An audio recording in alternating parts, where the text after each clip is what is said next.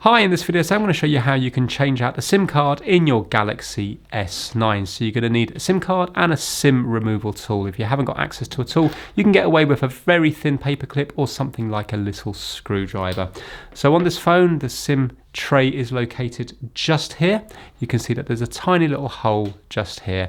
We're going to insert the SIM removal tool into the hole and the tray will pop up. You can see it's popped up there. If you're using screwdriver, it's the same thing. Push in and it will pop up. Take it out. If there's reluctance to pop up, just give it a little clean. Hopefully then it will pop up.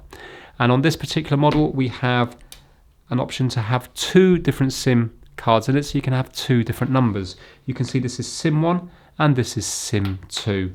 So it's going to take a nano. This is a standard SIM. This here is a micro SIM and this is a nano SIM, so it's going to be taking a nano SIM. Normally with the SIM cards, you can reduce them down by popping them out, and then, for example, a micro will become a nano. So we're going to be placing the SIM card in just here, like that there. There's a little cutout here, a little 45-degree cutout, and the contacts are at the bottom there. So that's the way it goes in. If you did want to put in a second SIM card, you would be putting that in there like so, and that would be your second phone number.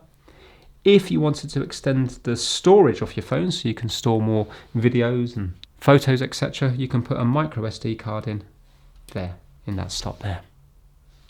So that is it. Most people will be using it just like this, and then you're going to be placing this back in here, making sure you don't turn it upside down, and the hole goes towards the middle of the phone, and just put it in and push it down so it's flat.